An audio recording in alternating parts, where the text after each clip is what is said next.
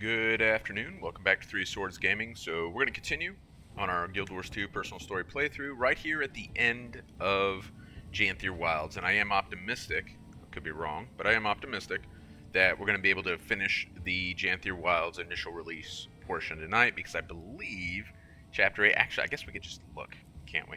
I think this is the last chapter. Yeah, last chapter here.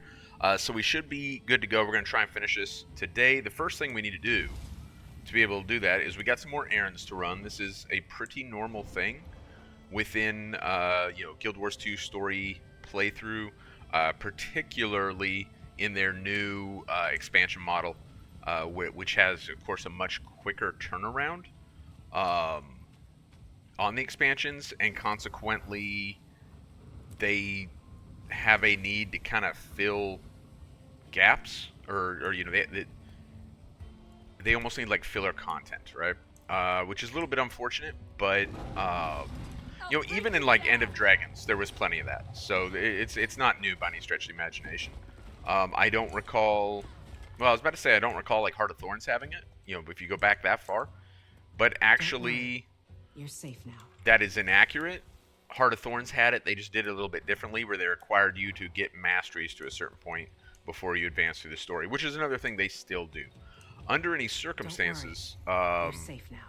one thing that I've mentioned a couple times that is very much worth noting is in this release, they did a much better job of making it feel less onerous, because instead of simply filling a green bar or something like that, the tasks that you do are much more specific and are ingrained within the story. For example, right now we are rescuing animals hiding in moldering greenwood. Now, I don't know that with everything going on, rescuing animals is like you might have a little bit of trouble like compelling me to really care all that much. But it's a hell of a lot better than Phil Greenbar. So I am very grateful for that, and I continue to mention it because I think they deserve credit for that. I think it needs to be acknowledged that they improved an area of weakness in their content. So that's what we're doing right now. We're looking for these animals using the sniff skill on the Warclaw. And another positive thing there, right, that they actually incorporated their new thing for this expansion, that being the Warclaw's additional skills. We already had the Warclaw, but it was up until this point like an exclusively world versus world thing. I mean, you could use it in the open world, but it offered nothing. Now it offers these things, and that is nice. You found something. Good job. Good job. So like a series of wins, I think, for ArenaNet, and I feel like while things are a lot better than they used to be in many ways, they still very much will take their wins where they can get them. And so this should be viewed as a win, and we should give them credit for that win. So we're going to get these things knocked out. I'm actually already, just while I was running my mouth, able to get, looks like we're about 2/3 the way through saving the animals. A few more little Bambis to find, and we should be in pretty good shape. Looks like we're closer to 3/4 now. And we may run across some treasure while we're doing that as well, and I am also going to harvest like these map specific materials, because I don't know yet what their implementation is going to be, and I think it's safe to say, okay, you're probably going to need relatively large amounts of those materials for the legendaries associated with this expansion when those come out, but that may not be all. Treasure. But that may not be all. There may be... Oh, that was the wrong button, but that's alright, because we're going to need to kill this guy anyway, so... But that may not be the only usage of those materials, so I would prefer to have them than not. And I mention, maybe not the only usage, because truthfully I have no intention of chasing any legendaries on this account, and probably... the legendaries in question I will not chase. Oh, I did not bounce enough in my bounciness there. Probably not chase them on my main account either. In terms of my prioritization for legendaries, the spear and the backpack do not necessarily rank particularly high for me, and I think that actually kind of puts me at odds with a lot of other folks. I think there are a lot of folks who are actually very excited about both those. I just don't happen to be in that group. All right, cool, man. That is complete. So we also need to use our war claw to collect seedlings covered by wildfire ash in stricken plant. Oh, that goes down, and like there are things down there. Well, that would be cool, but I really want to keep moving forward. I believe this is more in like the northeast-ish corner of the map. Looks like the meta is happening and failing. No surprise. It seems to happen a lot. That's completely anecdotal. I have not actually looked at what the timer is at all, but it seems to always be happening. So that's probably a good thing. The downside is I rarely see people actually. I don't think I've been on a map that succeeded on the meta. I don't think I've been on a map that succeeded on the meta. So, which is someone is actually saying in map chat right now that anecdotally, I think for a lot of players, they don't see it succeed very often. I think there's a thing that happens, and this is not, in fairness, this is not an idea that's like exclusive to me. Although I definitely have thought about it a bit myself, but I've heard other people, most notably Mighty Teapot, reference it as well. I think more and more as time goes on,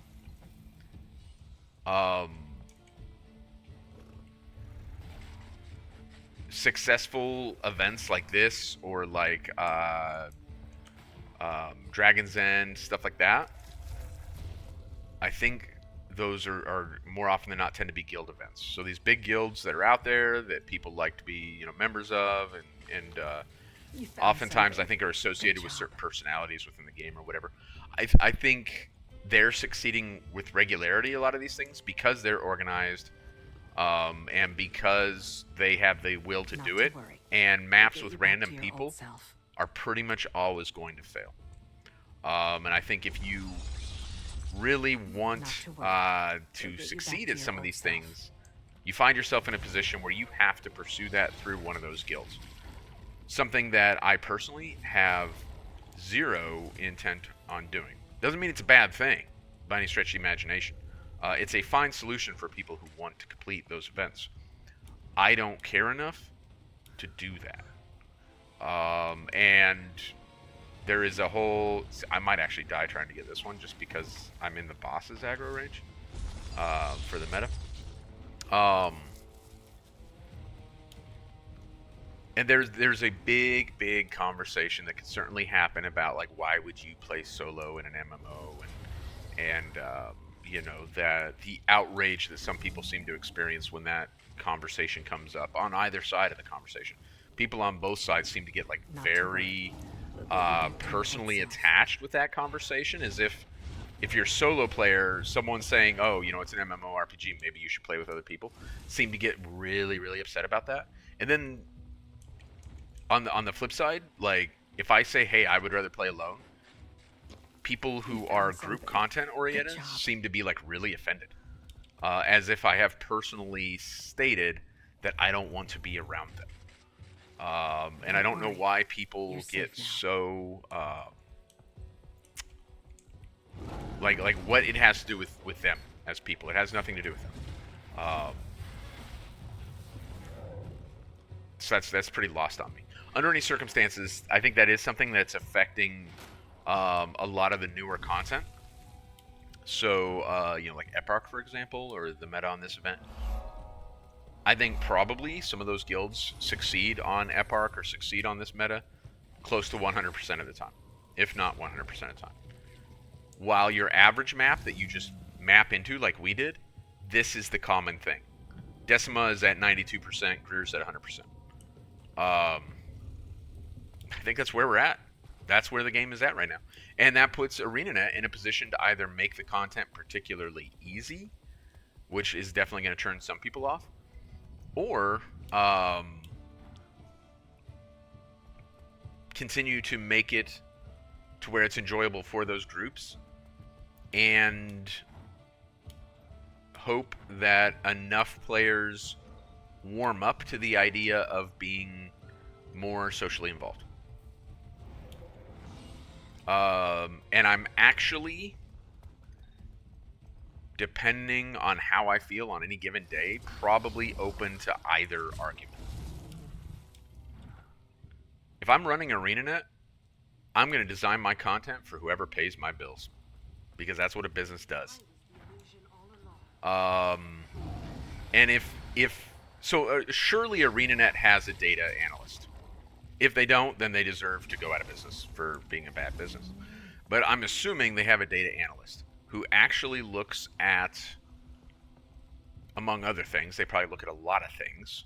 But one of the things they should definitely be looking at is players who spend money, how much money they spend on average, let's say per month or per week or however you want to break it down, and what kind of content they're clearing and what kind of content they're not.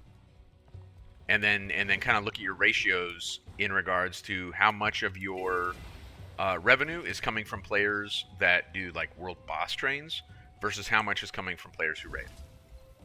And that should really heavily, but not completely, drive their content creation. And there's a whole nother conversation about why it shouldn't drive it in its entirety, but should drive it like 75 to 80%. On the flip side, there is something to be said for an old school gaming approach where you make the game and the players either engage with it or they don't.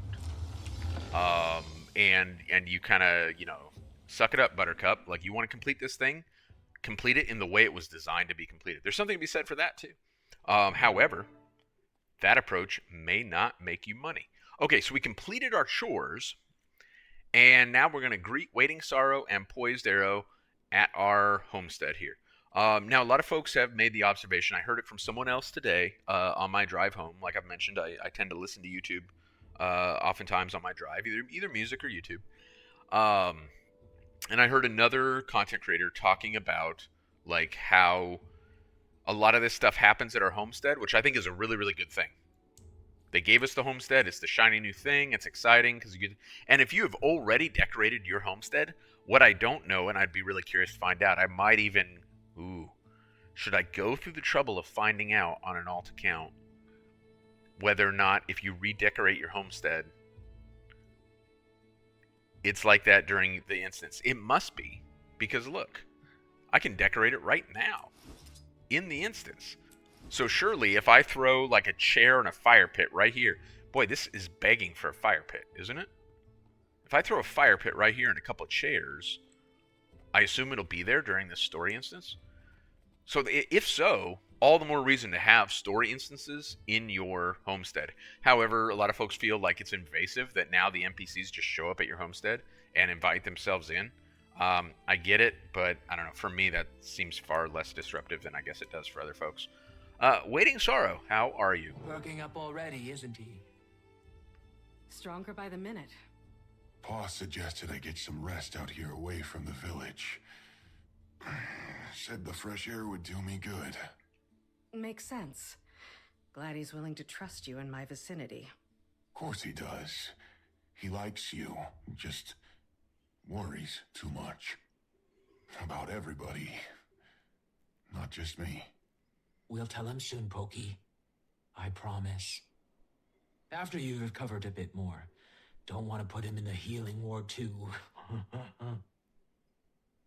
For now, best do what your paw says. Relax and enjoy the scenery. You won't be the only one here recuperating. I'm housing some rescued wildlife while they recover. Should check on them. All right, so all that wildlife that we just grabbed, like now we're going to tend to it. That's essentially what's happening here. Again, a little bit busy work. I think it's great for like the RP folks who like really want the story to be super immersive. I guess this scratches that itch. It's a little weird for me, if I'm being 100% honest. Just because this has the potential to, I don't want to say conflict. I feel like conflict is unfair. It has the potential to feel a little weird depending on your headcanon for your commander. But that's inevitable in this kind of storytelling, right? There are great many things that the commander does that absolutely outright conflict with my headcanon for the commander. Um, there are many, many times when I'm like, the commander is... Yeah, I mean, I've said just in the last video, I think the commander is the worst character in the game. Rivaled only possibly by, like, Kaith or... You know, if you want to talk about destructiveness to the story, I think Arena's very destructive to the story in terms of narrative. I think Timey's very destructive to the story in terms of narrative. But the commander is, like, kind of, in a way, the worst character, and I've said that, you know, numerous times. So I guess, like, for something to be kind of out of place for my commander, like, I should be used to that by now, right? But I mean, they've done a great many worse things in the story than having us, like, tend to these animals, and I think there are a lot of players that probably feel really good about it. Like, oh, look, Bambi. I said we were going to say Bambi. We did. And I feel amazing about it. Bambi loves me. This frog, on the other hand, is going to remain thirsty. We're not going to give anything to that frog. I've made that decision. All right. Okay, who's hungry? What's this over here? Warclaws won't eat. So, an interesting thing that happens here that I actually got a real kick out of. Let's see, what is this? A rabbit will eat this straw. First time I went through this, I just, like, grabbed straw and started running to animals. The animals that are carnivores will not eat the straw. There is cured meats over here for them. You know, that is pretty good attention to detail there, that they actually created different kinds of foods, you know, for the different animals. I think the crow or the raven probably eats meat as well. It sure does. Oh, is the bee wounded? The Janthir bee? Will we tend to the bee, I guess? What is this? The crab, I think the crab eats... Ooh. Crabs actually eat meat, don't they?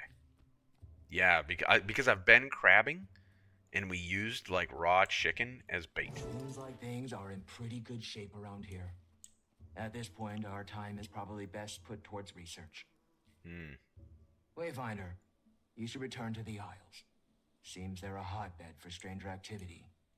We'll keep an eye on the place. Okay. So clearly they do kind of invite themselves.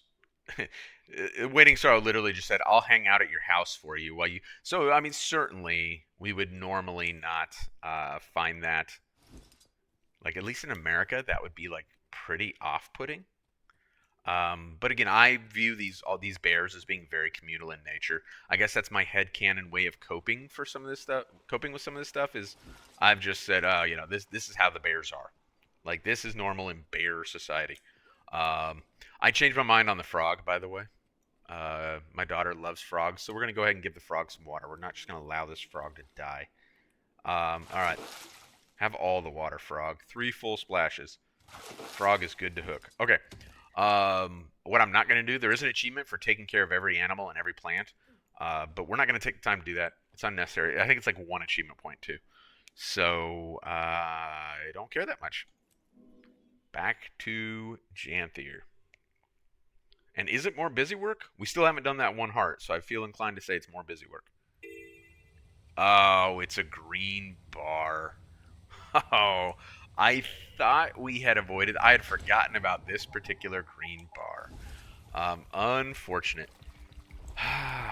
And I feel like the best thing to do for this video, in order to take into consideration, like, the length of the video, is to... oh, these guys, like, need stuff?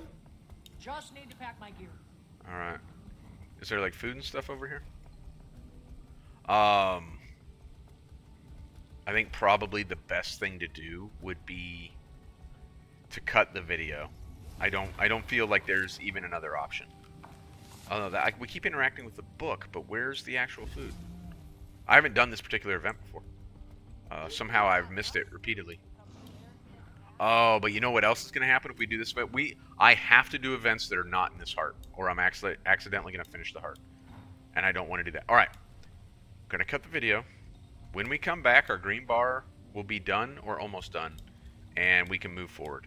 Because I know there's at least 1 instance still. I think actually there's like 2 instances. And I want to fit it all into a video. So, we shall return. Pending the green bar. Thank you. Alright, so we're back, and the reason I'm coming back right now is because We're on what I expect to be the last event that we're going to need to complete the green bar. And I wasn't 100% sure about, whether or not I wanted to get started quite yet. But then a couple folks joined up, like they showed up for the same event. And that gave me a lot of confidence that in all likelihood the event would be done quick and our green bar would be done quick. And that's why I said, hey, let's go ahead and get started here. So we are back, and we are simply waiting to finish this green bar. And we will move forward in the story. Now, I think actually the next step of the story, maybe I know that heart's coming at some point. It's coming apparently much later than I remember it, but it is coming. The good news is the heart is also nearly done. So it's not like that's going to take us hopefully only minutes. Oh, you know what? It fell so short. Like it is. How is the green bar like designed to where it can be 99% done? And killing random enemies does not move us towards the green bar. Let's see if the Mersat relic will, because that is actually like kind of an absurdity. Okay, did the relic do it? Hey, what's up, Rando Mersat? All right, well there's another event.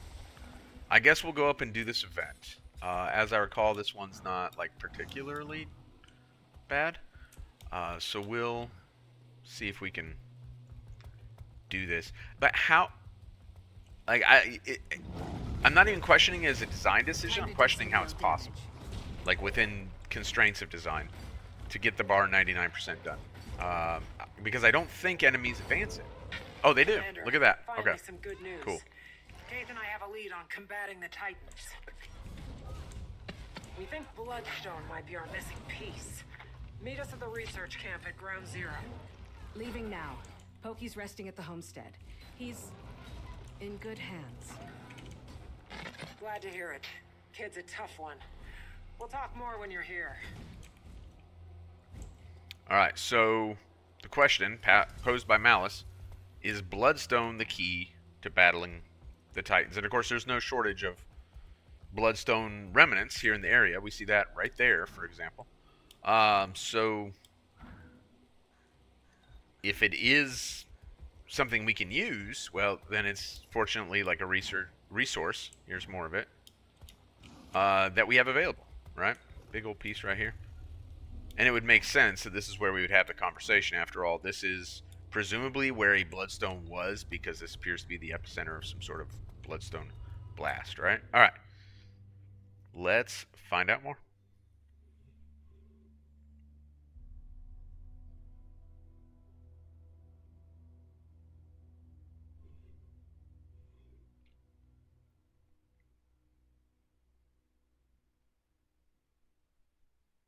Huh, this takes an oddly long time to load. Did my computer just give up on life? That'd be really weird, because it's a pretty nice computer. It's somewhat old at this point, but it was made with like good components. Okay. So you do have nice things to say about me when I'm not around to hear them. In good hands. Seems I spoke too soon. Oh, thought you were with Pokey. He's fast asleep. I asked Har and Willow to stay with him so I could tend to some business. The business of listening to our calls? That right? If you don't want me to listen, don't give me a damned listening device.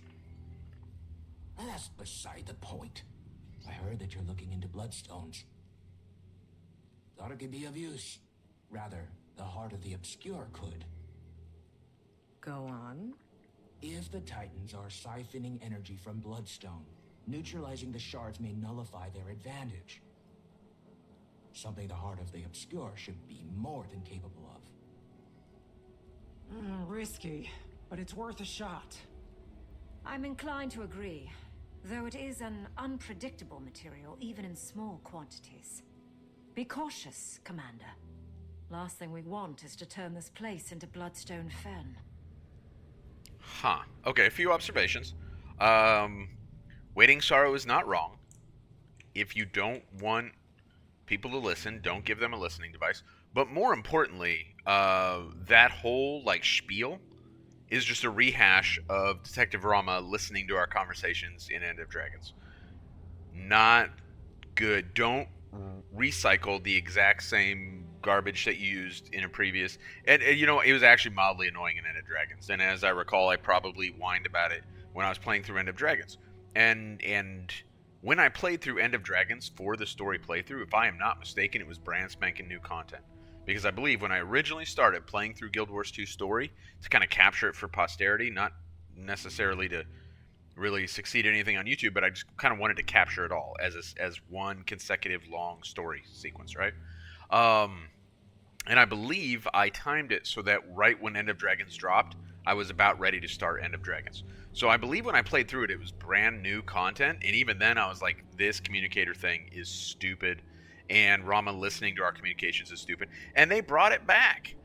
Good job, Arena. Every time that I find myself saying like ArenaNet's on the right track, like they're showing improvement, they remind me that they're incapable of improvement. Kate says like we don't want to turn this place into another Bloodstone Fen, and as I noted earlier, like the area impacted by the Bloodstone, while not nearly as deep a crater, is actually comparable to the area impacted in Bloodstone Fen. Now, certainly, the crater is drastically different. So, you know, it's not nearly as deep, but also so much more time has passed. That crater in Bloodstone Fen is like 5 years old. This is hundreds of years old, so I actually don't know what Keith is suggesting, simply because I don't know. Like, this is already, like, that already happened here, it appears. So what are we thinking is also going to happen? You know what I mean? Like, it's a weird thing. But okay, one more thing before I neutralize the Bloodstone with the Heart of the Obscure. What is the Heart of the Obscure? Because apparently it does exactly what we need it to do whenever we need it to do a thing. And while I realize that's useful for a story mechanism, for them to, like, advance this Astral Ward post-Dragon story that they got going on, at some point, it's going to really be off-putting for players. Like, it's more, I think I'm more sensitive to these things for whatever reason. I tend to complain about the story more than a lot of players. But usually, like, anecdotally, I will complain about a thing, and then they'll do it again, and then I start hearing other players complain about the thing, and I guess I'm just more sensitive to it. Like, I just have a smaller tolerance for, like, dumb story. But if I'm already, like, and even in Soto, I was, like, relatively tired of, like, the Secret of, or the Heart of the Obscure doing, like, a variety of different things based on what the story needed it to do. They're continuing that here. At some point, a majority of the player base is going to start asking the question, what the hell is this stupid thing that just does whatever we want? And conveniently in the story, nobody knows what it is, because although Waiting Sorrow does, Waiting Sorrow created it. So there's one person who can tell us what it is or is not. It's Waiting Sorrow, and I don't know that we're ever going to have that conversation. You'd think it would be one of the very first things we would ask Waiting Sorrow, but no, because the commander has an IQ of about 12. And consequently, the commander, it never occurred to them, I guess, to ask Waiting Sorrow. Neutralize the Bloodstone with the magic box. Hurts, doesn't it? No, because it's a rock, Commander. Feel the fury. It's going to explode. It is, in fact. Get back. I'll cover you. Get back where? Waiting Sorrow. Oh, there we go.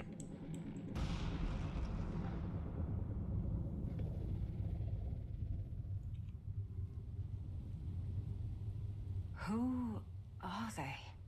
They must be victims. Those sacrificed on Bloodstone remain tethered in death. Unless severed. These spirits had to have died well over a century ago. May have seen the original Titan rising. Couldn't hurt to ask what they've witnessed. Alright. I would like this a lot more if I wasn't so disappointed by how we got here. You know what I mean? Because, like, this is cool, man. Like, I'm super interested in this. But unfortunately, I still have a bad taste in my mouth from Magic Box doing things. Like, unfortunate. Also, more than a century ago, Waiting Sorrow, but, like, the Titans were in Guild Wars 1. That was 250 years ago, so I think 3 centuries would actually be more appropriate, unless they persisted after the player character in Guild Wars 1 dealt with some of them. Like, I don't know. Rhea Ingram. Now, Ingham. If we had read all the little things across the map, which we did not do on the story playthrough because it would have just been a real pain in the ass, we would have seen Rhea mentioned previously as a figure who held some influence or importance within the community of Gavril here. Traitors? Saul sought to foil the Titan prophecy, yes, but not by sacrificing the blood of our own. When he returns, your treacheries will be punished. The names of the May twins shall be stained in White Mantle history. We're lurking in shadow, readying to stab me in the back, aren't you? Fitting. Alright. So some of the other like little lore things scattered around the world here, the ones that I was just mentioning we didn't do, make mention of the twins and the fact that Rhea Ingham here did not trust them, felt they were dangerous. And now we have that reinforced here, where these twins, who presumably, based on this dialogue, are like White Mantle members who have risen to some power also and are treacherous, are up to no good. That Rhea, they're going a step further than Rhea is willing to go, and that's indicated by the whatever lore book it is where this is mentioned as well. So they're going a step too far for Rhea, and we see that reflected here. Where, lurking in shadow, ready to stab me in the back, aren't you? Fitting, referring to the twins. We say, easy spirit, your mortal disputes hold no weight in death, nor do Saul's. Alright, I mean, I get, like, I don't know, I mean, maybe saying that they do might actually get us more information, but okay. So, you come to spew blasphemy? And to whom do I owe this discourtesy? Alright, to you, I'm a prophet of things to come, and you're D'Alessio's bootlicker. Alright, so apparently the commander has a very low opinion of Saul D'Alessio. Probably related to some of the lore that is in the raid, which I'm not like super, Bastion of the Penitent, which I'm not super read up on because I don't raid, so I've not experienced that lore firsthand. You look nothing of a prophet to me, and I would certainly know. I am Rhea Ingham, leader of Gavril, appointed by Saul himself. I oversee this village and its proceedings. You talk like a politician. Take it by proceedings, you mean the murder of innocents on the Bloodstone. You're more informed than you appear. I won't waste your time speaking in riddles, then. It is true that stopping the prophecy of the Titan's return comes with a cost, but the lives saved will be innumerable. The unseen ones vow to this future, and so do I. Those who have sacrificed themselves have not done so in vain.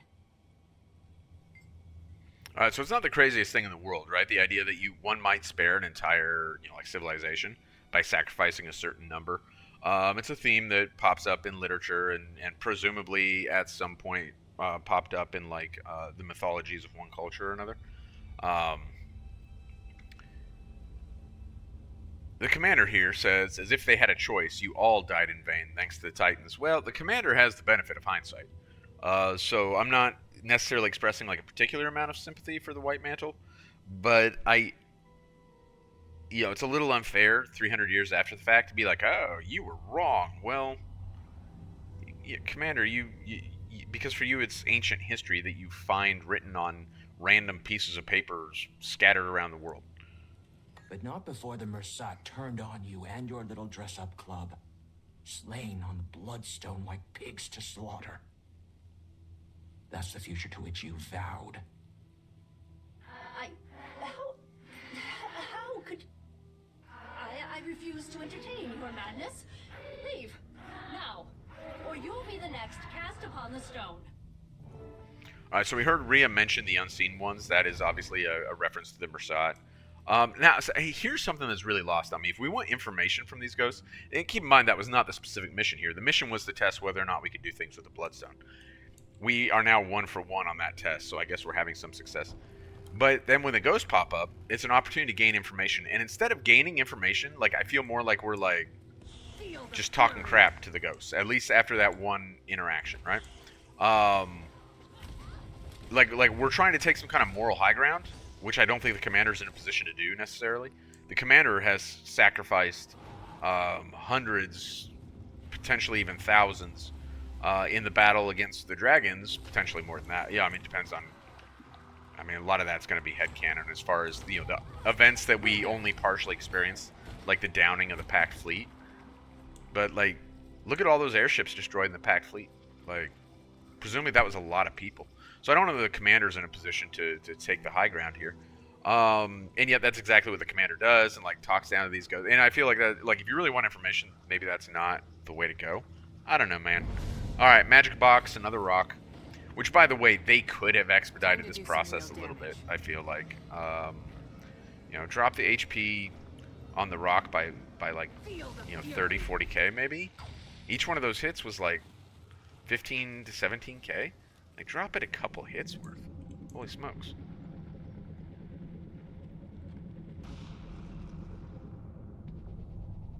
Alright, so this is a Mersat named...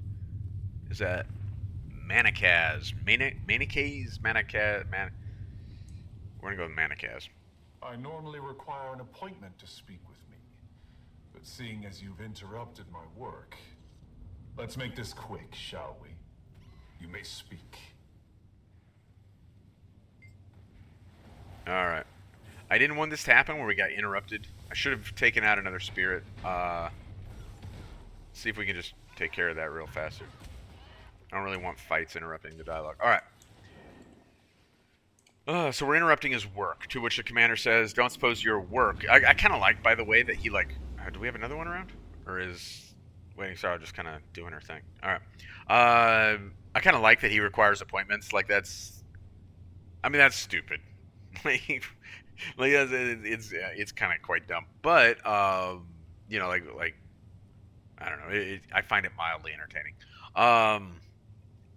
Commander says, in response to his work being interrupted, don't suppose your work is Bloodstone related?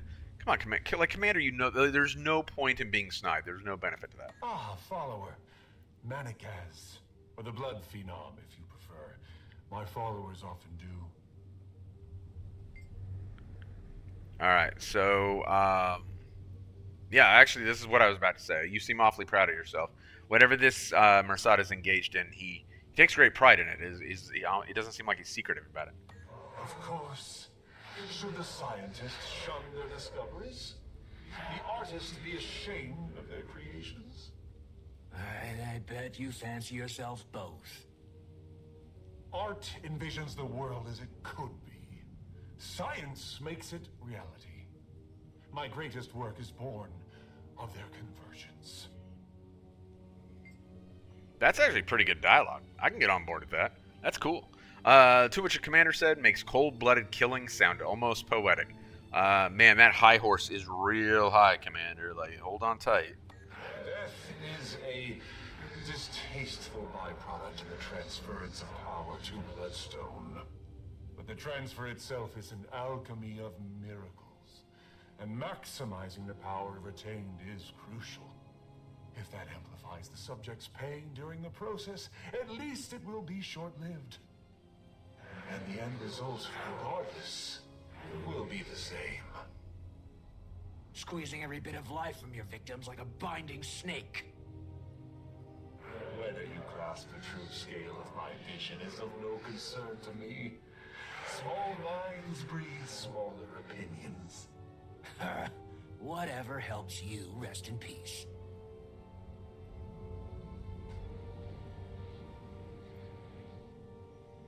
So there really wasn't anything productive from that interaction, which is like notable. I mean, it's an effective vehicle, and I don't think it's a bad vehicle. These ghosts that spring from these bloodstones for exposition, you know. So ArenaNet can give us kind of a little bit more lore there. I mean, I like that. It's just the interactions I feel like are written like quite poorly, to where like you almost find yourself going, well, why is the commander like such a, you know, like why is the commander so stupid? At least that's you know, the way it leaves me feeling. I would like to see the commander have a little bit more sense about how they're approaching this, but whatever. And Waiting Sorrow as well for that point. You'd also think as long as Waiting Sorrow had been around, that she would be like a little bit more circumspect about all these things. She's highly emotional about it. Oh, again, I like that touch of that dude popping up while we're in here. I'll break you down. Why is she so like super emotional about this? Like, given her, she's been around. Is it safe to say Waiting Sorrow has been around for like 1,000 years? I feel like everything we've get that's an arbitrary number. I'm not saying there's anything suggested in any of the lore stuff that we've received that specifically says 1,000 years, but rather she disappeared long before this hearing, or before this hearing. So let's say she disappeared 300 years ago. She was in the astral ward for an indefinite period of time before that, and before that, Isgarin left her wandering alone for what he himself described as a long, long time. Waiting Sorrow has, let's say, again, arbitrary number, 1,000 years under her belt, and it still lacks the perspective to see what that Mersat was talking about, which I think, if we take the Mersat's perspective... By the way, the Mersat himself said, now he was very calloused about it, seemingly no emotional attachment for him at all in regards to the loss of life, but he did say it's a distasteful byproduct of the work they're doing. Possibly suggesting that if there was another mechanism to effectively utilize the Bloodstone, that they might have looked at that instead. We don't know, but man, like I don't know. It's a very interesting thing, particularly out of Waiting Sorrow. I think their moral high ground just feels so tenuous to me.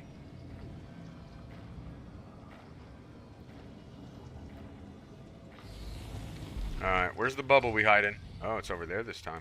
It's a weird place for it to be.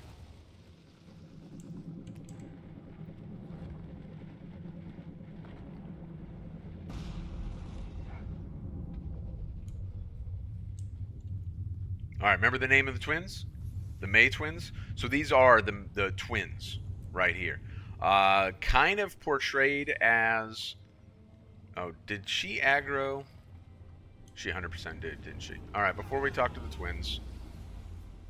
I don't want to say they're portrayed as the big bad. They are clearly not portrayed as the big bad. We know the Titans, at least at this point in the story, are the big bad. Rather, they are portrayed as... insidious, vile, villainous characters, for sure. And I'm jumping to conclusions here. This was clearly a Bloodstone explosion. Could they be related to that in some way? Because I think we could reasonably say it wasn't Rhea. And I believe the history of Saul probably precludes him from that. So we're kind of left with the Mersat or whoever ran Gavril after Rhea's demise. And could that be Cosmos and Cordelia over here? Cosmos is a weird name, man. I like Cordelia May, though. I'm alright with that name. Alright. Cordelia, what's up? Did you need something? I was talking to her. You can ask us anything. Yes, ask us. We don't bite. Burn me. Don't these two seem fun? I actually quite like Malice's response there. That is a great Ash Legion response, in my opinion. Or really a great Char response in general, as far as I'm concerned. Alright. The twins stare unsettling towards you, smiling. They never seem to blink. So I think that what they're trying to do here is they're trying to portray them as creepy.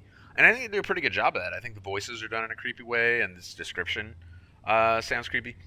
Don't suppose you know anything about Bloodstone? Bloodstones are our area of expertise, you might say. Yes, you might. They're quite powerful and useful. Very useful. Our friends certainly think so.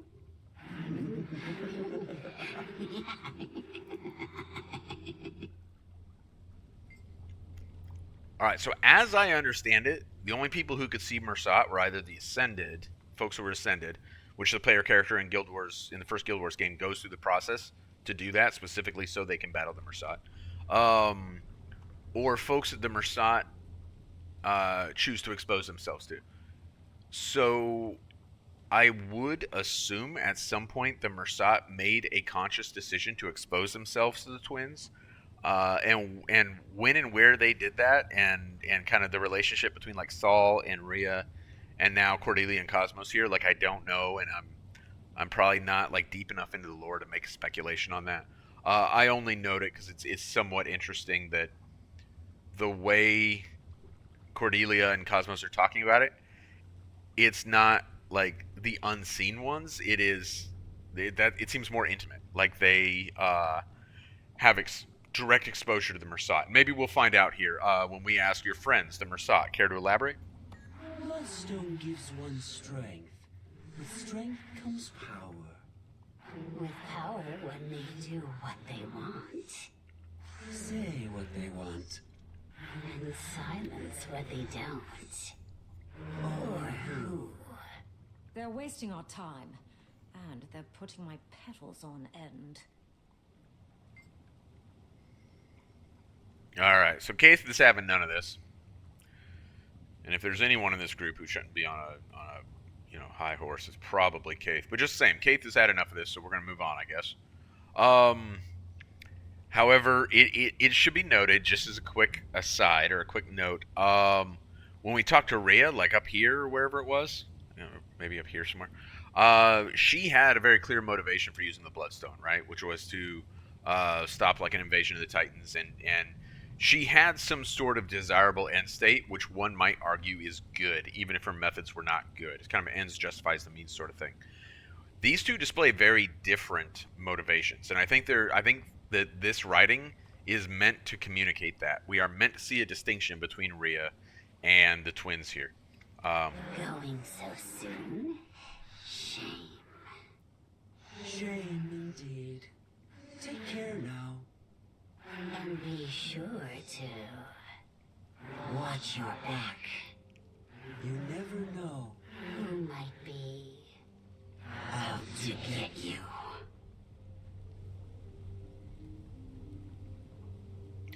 Alright, so it's worth noting that what's her face? Did we not do? I thought we did that one. Did we not do that one? Or have we only done 2 of them? I swear we done 3 of them. That Rhea also mentioned them stabbing people in the back, or them like that's specifically. It seems like that's specifically a thing they do because they make mention of it themselves here. So apparently, you really need to watch your back with these twins. I don't know if that's meant to communicate that they have no honor, or that they literally their preferred method of disposing of people is to stab them in the back. Maybe slap them in the back. Who knows? I don't know. We slap trees with giant tentacles to get wood with our current gathering tools, so why not? Alright, it looks like that was a char, but I kind of want to get rid of this spirit before we go deal with that. Really annoying. Get back over here, Waiting Sorrow. Alright. This is a char prisoner. Now remember... Mouse just going to stand on top of the commander. No one knows where to stand because these blocks are getting in the way. This goes back far enough that presumably this char comes from a period of time. And if I remember the dialogue correctly, we'll get clear reference to it. This should go back far enough to a period of time when Char and the humans were mortal enemies, and the Char possibly were even eating humans. But of course, humans wore the Char's fur on their armor. You can make armor in the first Guild Wars game out of Char hides. So, imagine that. Like, imagine a battle between, like a war between 2 groups. But it's savage enough that they actually like eat each other and wear each other's hides. Like that's pretty rough, right? So this char presumably comes from a period of time when that was the case. Stand down. What's a char doing here? The game wants me to stand down. That's how you speak to a shaman. What kind of shaman gets captured by humans? Untie me. All right. So I want to be clear how I approach this. I don't for a second believe that Malice is like secretly a foe of ours or like trying to undermine us in any way or anything like that. Her interaction with this char is just interesting. She reverts back to like old char ideas when communicating with. But you can still see the new char because in this old char it was a very male-dominated culture, and that is absolutely part of the lore. If you're a Revenant, one of the heroes whose name I can't remember right now, but one of your Revenant spirits that you can turn to is actually a Char hero who was like, essentially a big feminist, and set the changed the Char culture to give women a more equal role in society. Does it start with a V? Does her name? I cannot remember her name right now. It's kind of irrelevant, I guess. But this char would have come from a time not only when they were mortal enemies with humans, but also when female char had much less of a role within the society. So that's kind of where his dialogue is coming from. And shamans would be high in their kind of societal order, which also is where some of that dialogue is coming from. All right, so the commander says, "You heard her. What are you doing in Janthir?" I'd watch your mouth. As soon as your friend removes my shackles, I'm going to rip your jaw from that pretty skull. I'll remove those shackles if you tell us what you're doing here. Watch your tone. Guess he doesn't want out. My warband was camped in the Cascades when we were ambushed.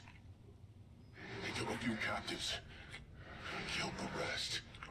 I think I'm the only one left now. Between friends, I don't think I've got much time. They look at me like a meal, and they're running out of food.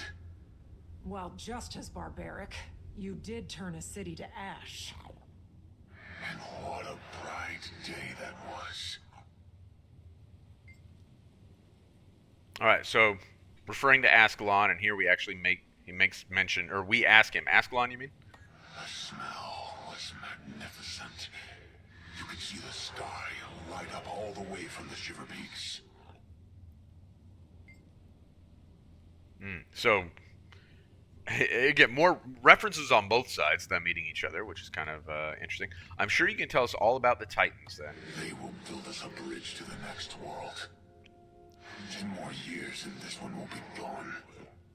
What does that mean? Doesn't matter. He was wrong. They all were. All right, so Malice, I think, is a little quick, especially for someone in the intel field, to brush off the what does that mean in regards to the 10 more years. That's a very specific amount of time, unless he's just speaking off the cuff, like, 10 more years and you'll be gone. That seems a little bit specific, and I think my speculation is that that's actually going to turn out to be really significant in the remaining story for Janthir Wilds. That there was something happening related to Gavril, related to the Char, related to something way back then, 300 years ago or whenever it was. I'm really kind of mixed up on the time frame here, because this Char very clearly is, well, he is talking post Ascalon, because he talks about the searing, but he also saw the searing. The searing happened 200. I think their dates are kind of jacked throughout this, but however long ago it was a long time ago, and so what took place during that time to somehow preclude that 10-year thing, I don't know. So real quick, if we take a look at the map, can we take a look? So he's talking about them being camped in the Cascades, which would be up here. So Ascalon was over here, right? This is the wall, which is in and extends all the way up here. So this is the wall. So the human city was over here. And the Char held everything north of the wall. So, disregard Divinity's Reach over here. Disregard the fact that this is the human lands right here. In the first Guild Wars, the human lands was this down here. And then actually in Guild Wars 1, you go after Ascalon, over here somewhere. Again, this being the wall and this being the catacombs, Ascalon catacombs right here. I don't believe Black Citadel was built directly on the ancient city of Ascalon. I think it was actually further over here. You kind of go like this, and then you go through here, and you come down here, and you go to Lion's Arch, and you kind of travel through, and then you end up down here, and that's where you have your interaction with Vizier Kilbron. It's somewhere down here probably. I do not have the two maps available to compare side by side, but that's just kind of a rough estimate. My point being, the important point being, all this was Char lands. So for the Char to be camped over here in the Cascades is not a weird thing by any stretch of the imagination. Now, for them to get hauled all the way up here might be interesting, but just the same. A little bit of geography there. Really weird side note, in both of my playthroughs, on my main account and on this one, Malice had all her dialogue facing away from him. I think it's just because these assets right here are physical assets that you can actually stand on and run up against. And so she ends up getting turned away, and that's why she's facing away during her dialogue. But it ends up being kind of a weird dynamic. So far, I'm 2 for 2 on Malice, having her back turned to that Char when she speaks to him. Which I find to be if it happens one more time, then it's just gonna be a permanent part of my headcanon that she somehow doesn't acknowledge him while she's speaking to him. I don't know. Alright, where's our little green safety zone going to be? Where are you going to go, Waiting Sorrow? Alright, cool. She's kind of the last one to get here, interestingly enough.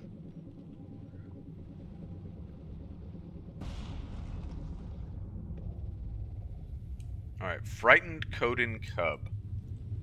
Look at that little guy. So frightened. Huh? Huh? Where am I? It's alright, cub. Just wanted to ask you some things. Who are you? Where's my paw? Easy, cub. Catch your breath. Do you remember what you were doing before you woke up? Well, I was out hunting. Paw was teaching me how to stalk prey. We were sneaking up on some game, then everything went dark. And then some voices woke me up. One was Paw. He was yelling. Alright, one was Pa, he was yelling. Did you see anyone? It's all right. You can answer. This is a friend of mine. Not at first. I tried to stand to go look for Paw, but something hit the back of my head. When I woke up again, my head really hurt. And I was lying on something cold and hard. That's when I saw people. What did they look like? They covered themselves with long cloths, but they didn't have any fur.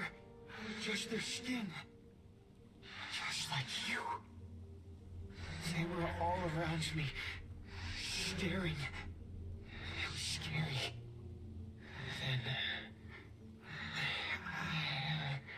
Then I can't remember anymore. What monsters? To an innocent child. Can I see my paw now? He's resting. And so should you. You can see him when you wake up. Promise? Rest now, young one. You'll be with him soon.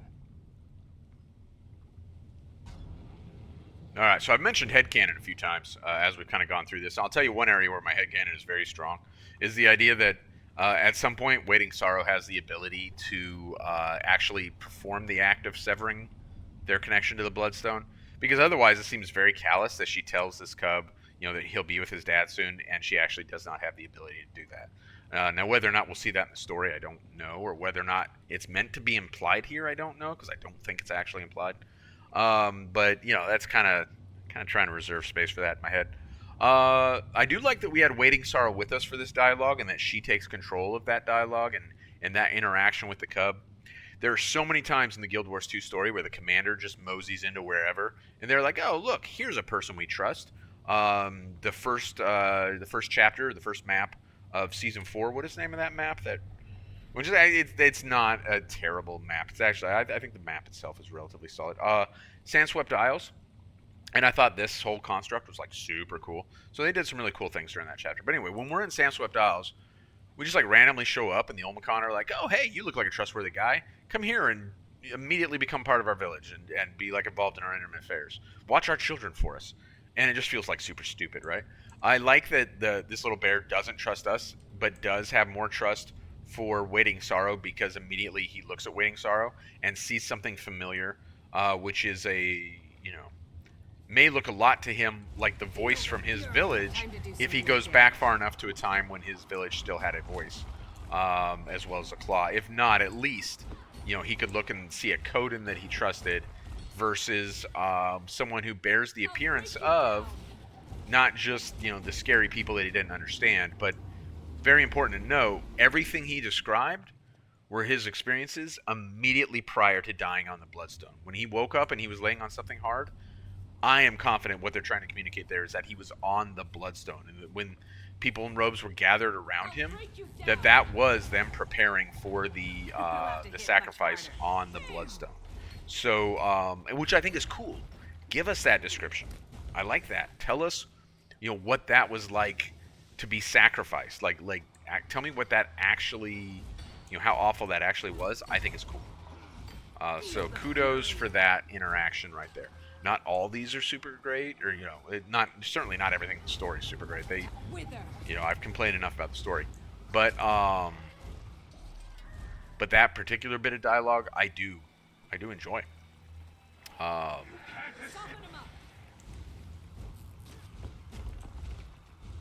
It's a perspective that I would like to hear about. So I'm glad they gave it to us. I guess what I'm trying to say. Oh yeah, I just walk right through the slime there. Good job, Commander. Okay. Last shard. Clearly, we're not going to finish the story because I know there's more story after this. So we're not going to finish it in this video. We are clearly going to need one more video to finish the story, much to my surprise.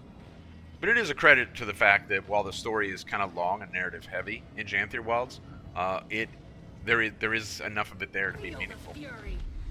Where's the there it is.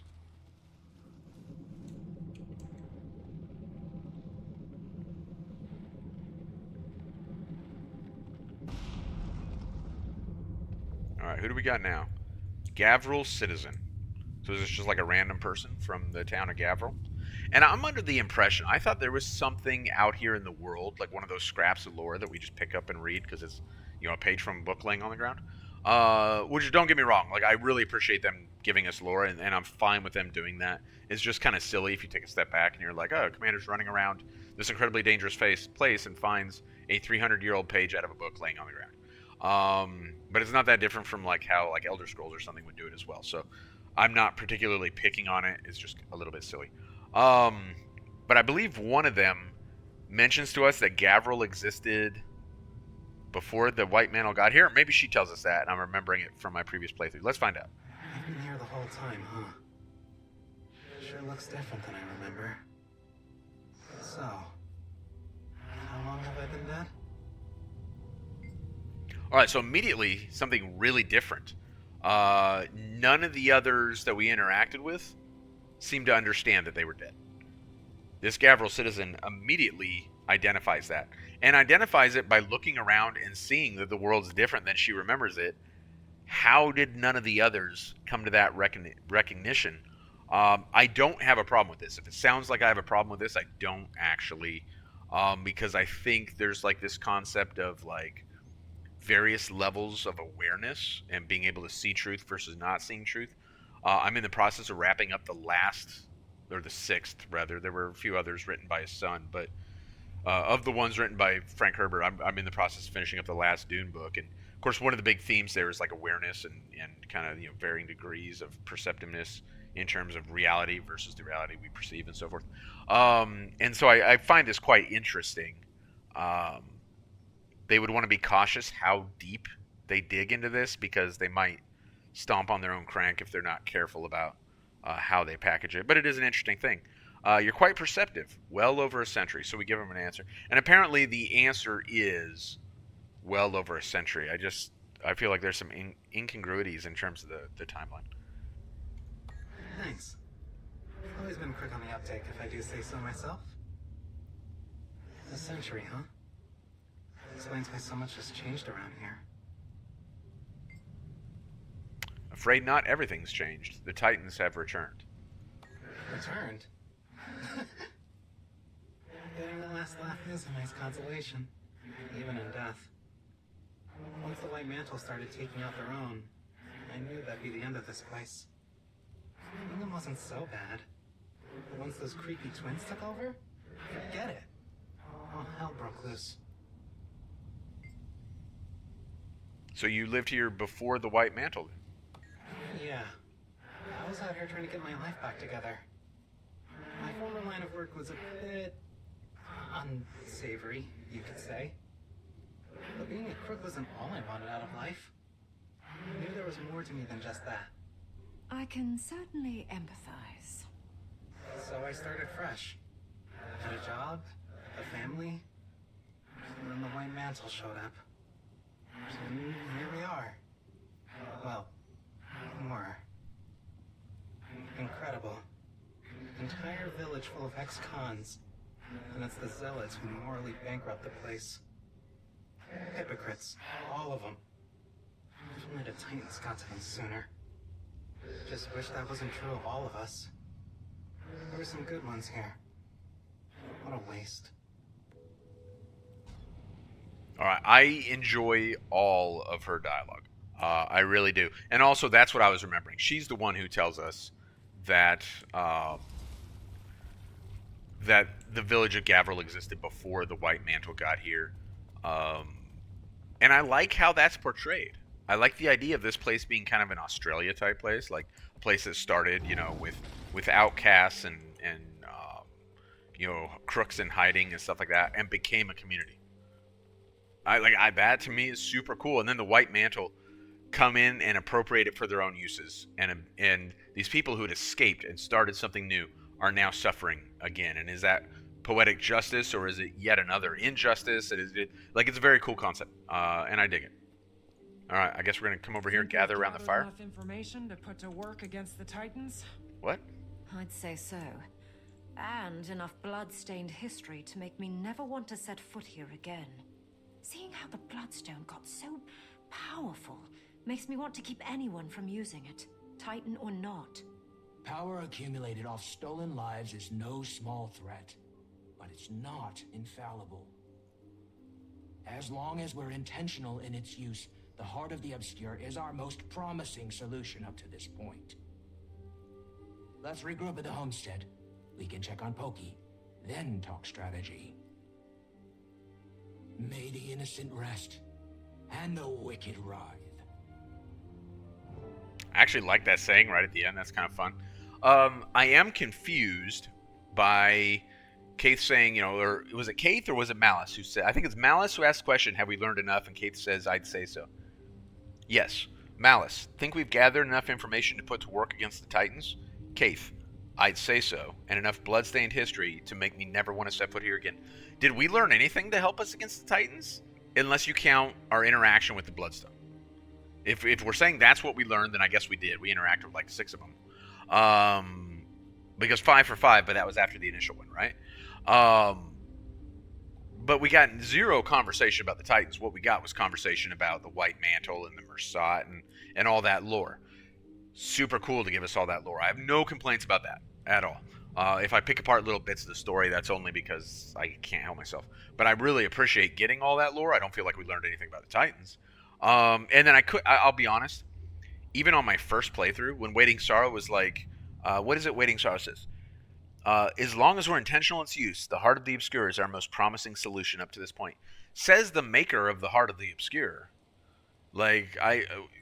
We still have the Scepter of Ore as an option, and there are probably other. We also, I think, have the options just to punch the Titans in the mouth. We've done it twice now. We essentially won both those fights. Had Pokey not got banged up, we might have won that second one. We did kill the dude we thought on the first one, and then he came back. So, and that was the commander and like 4 other people. When we fought the Elder Dragons, we were bringing thousands of people into the fight. Maybe we just need to bring some people to the Isles of Janthir. I don't know. I feel like we have multiple options, but the person who created the Heart of the Obscure says the Heart of the Obscure is our best choice. I mean, even on my first playthrough, that was my immediate thought. Is yeah, that's convenient. All right, so we still have a task here. Confront Waiting Sorrow about her history. Is this the time? And we still care a whole bunch about that.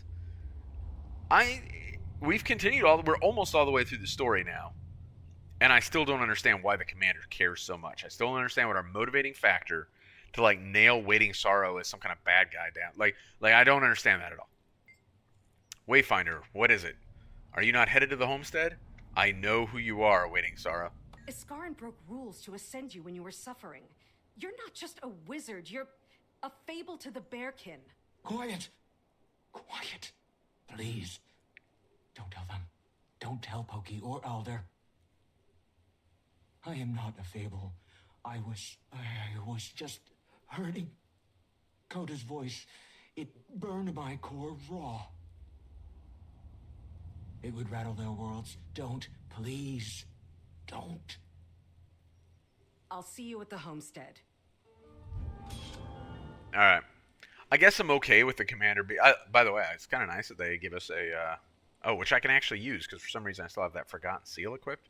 Oh, I think I was kind of keeping it equipped out of sentimentality. We'll replace it with the Bear King Carved Shell.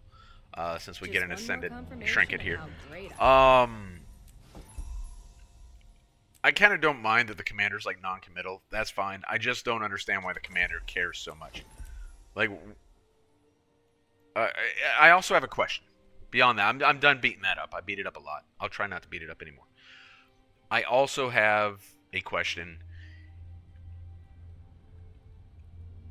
Do the Coden in Frostgorge Sound, don't they have a voice? Like, don't they specifically mention that? I thought they did. And if so, they completed a trial that, like, Waiting Sorrow could not. So why is Waiting Sorrow, like, this incredibly powerful wizard? There's, like, I mean, I don't dislike the story. The idea that he, like, saved her when she was, like, devastated by this trial that's going wrong or whatever. And then, you know, even the allowing her to wander for a long, long time. Like, I'm cool with all that in its own way.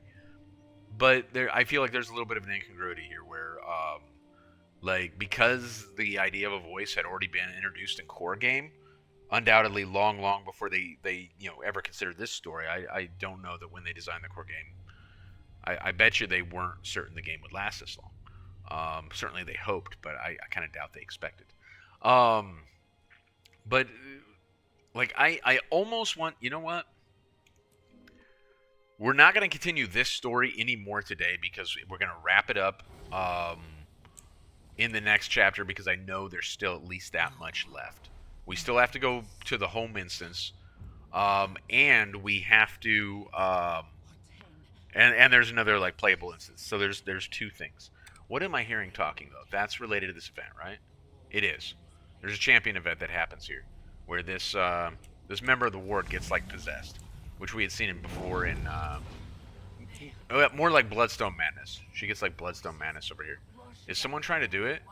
They're gonna fail by themselves, but I have no intention of doing it. Well, I assume they're gonna fail by themselves. I don't know, I've done it with 2 or 3 people, so maybe they'll be alright. Let's instead wrap this up by coming over here. I swear, one of these Coden refuges, whatever they're called, I forget what they call their little, like, places here. I swear one of them actually has a voice in it, and I want to see if I am right or wrong about that. Because I thought for sure that was the case. And I think it's this one, if I remember correctly. I believe we'll come over here. We got to go to the hero point, and I believe there's like a claw or a voice up there. So the voice, well, recently enough they had a voice that the voice had an attendant, and their journal is right here. Our voice is optimistic that we will have the opportunity to find new allies against Jormag. I am less certain, but the voice has never steered us wrong. I look forward to encountering other races. Okay, so this journal goes all the way back to when they made the trip down here, so it may actually be quite old. It just so happens that even in the core game, critical lore was found on pieces of paper lying on the ground. Is there a voice in here, or is it a claw, or is it neither one? Is Flowing Ice the voice? These are guards. This is the claw. Welcome to our vessel, human. I hope you find what you're looking for. What if I'm not looking for anything? Everyone is searching for something. You may not know what it is, but that's half the search. Are you the claw of this sanctuary? I am. I connect the sanctuary with our voice, and our voice connects us with Koda. I connect the sanctuary with our voice, and the voice connects us with Koda. This is not the voice. This is some rando in the end will find balance. that we can fight with because it's a, you know, it's a hero point. So, you know, we can get the hero point real quick. You know, am I wrong? And these Koda have also not had a voice for a very long time, and they just don't address that as directly. I'm wondering if lessons working their way into your methods like worms into a corpse. Yes, that's exactly how they work their way into me. And I'm wondering now if the dungeon on this map, which I forget what it's called because I just don't care that much. It's called Honor of the Waves. I'm wondering if something in Honor of the Waves tells us more about this, and I'm not remembering. I almost feel like I should do a little research this evening before I do our last video. Because I thought there was a voice in one of these, but that's where the voice would have been, almost certainly, in this one. We can probably check the other one real fast. Let's see. Guard, random named people, but I'm pretty sure there's no voice here.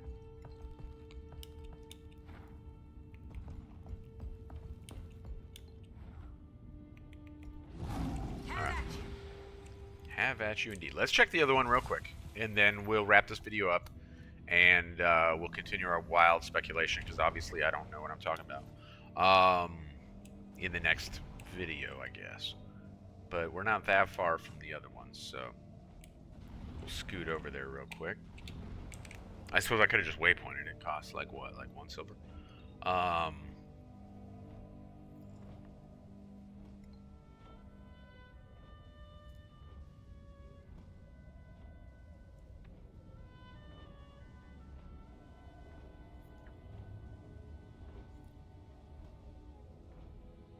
Someone's trying to break the jump puzzle in map chat and they can't figure out they're doing something wrong.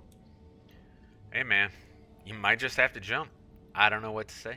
You can still break it, but I'm not about to help you. Like, figure it out. If you want to break something in the game, figure it out on your own. Alright, let's see, yeah. A whole bunch of tired and hungry Kodan. That's obviously just part of the heart. We got cracks in the ground we can fix, but was there a voice somewhere around here? And maybe the answer is no. Maybe these Kodan also did not have a voice. And I'm increasingly feeling like maybe I'm missing a trick in regards to... oh, I forgot that was there. Oh, did I get all 5? Oh, no, there's a whole bunch more. Maybe I'm missing a trick in regards to something like the dungeon. Maybe it's in the dungeon. I greet you like the sky greets the sea. And the voice is falling into the rage of Koda. Rage of Koda. It's a time when Koda sees fit to test us. Our physical, mental, and spiritual strengths are subjected to trials that prove our devotion or unmake us. And your voice is experiencing this condition. She has not yet entered the rage, but with every stress, she gets closer. Ice Brute attacks and Sanctuary problems send her into a frenzy, and each time it's harder to calm her down. Is she experiencing that right through this door, and we're not allowed in there because of that? Or is it a thing in the dungeon? I will attempt to find the answer before the next video. But I'm not going to find the answer right now, because I've been going on long enough, and probably need to wrap it up here. So, when we come back in the next video, we're going to finish the Janthir Wilds initial release story. So that chapter... oh, apparently there's a 9th chapter. I thought there were 8. Okay, so we're going to finish chapter 9 here. We're going to go to our homestead. We're going to chat with Pokey and his dad, Stoic Alder, and move towards the resolution of the story here. And hopefully I will also have answers to the voice, because I'm actually very, very curious about this. Probably way more curious than I need to be. So we will tackle both those things when we come back. In the meantime, thank you very much for hanging out with me. I appreciate that, and I will talk to you again soon. Later.